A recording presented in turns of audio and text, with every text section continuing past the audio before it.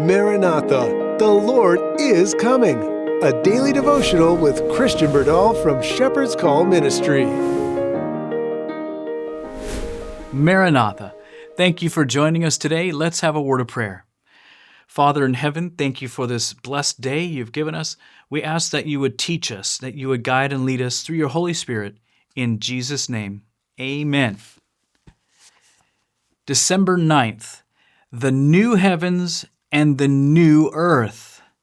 What manner of persons ought ye to be in all holy conversation and godliness, looking for and hastening unto the coming of the day of God, wherein the heavens being on fire shall be dissolved, and the elements shall melt with fervent heat? Nevertheless we, according to his promise, look for new heavens and a new earth, wherein dwelleth righteousness. 2 Peter 3:11-13. The feet of the wicked will never desecrate the earth made new. Hallelujah. Fire will come down from God out of heaven, and devour them, burn them up, root and branch. Satan is the root, and his children are the branches. The same fire from God that consumed the wicked purified the whole earth.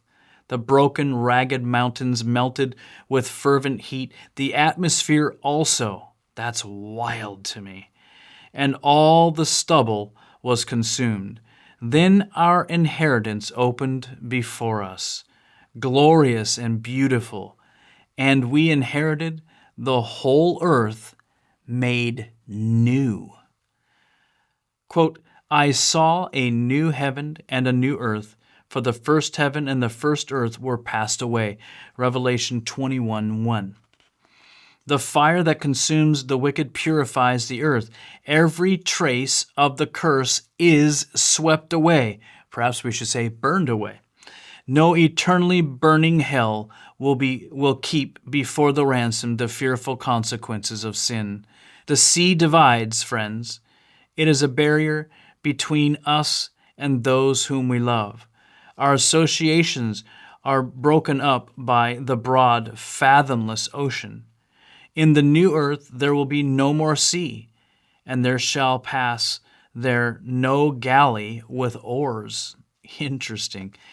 In the past, many who have loved and served God have been bound by chains to their seats in galleys, compelled to serve the purpose of cruel, hard-hearted men. The Lord has looked upon their suffering in sympathy and compassion.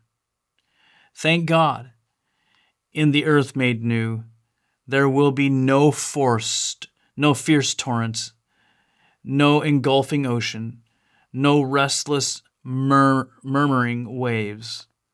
Let all that is beautiful in our earthly home remind us of the crystal river and green fields, the waving trees and the living fountains, the shining city and the white-robed singers of our heavenly home, that world of beauty which no artist can depict.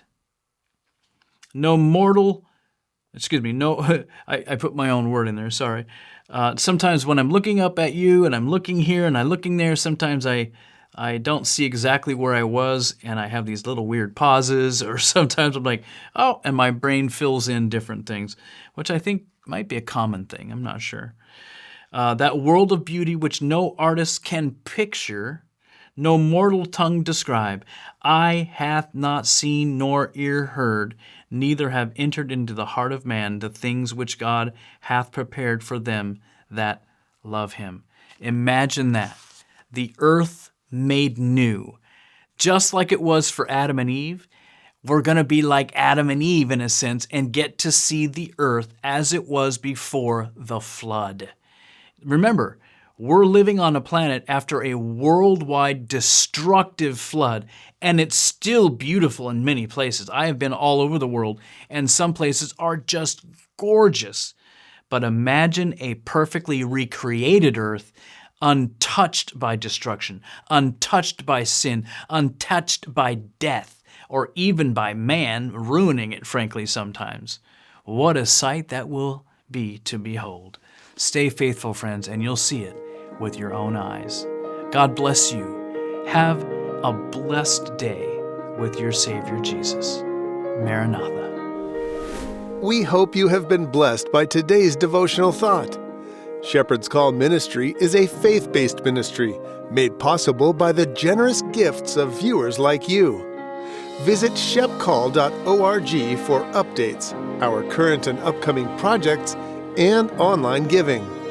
Until next time, may we each respond to the Shepherd's Call.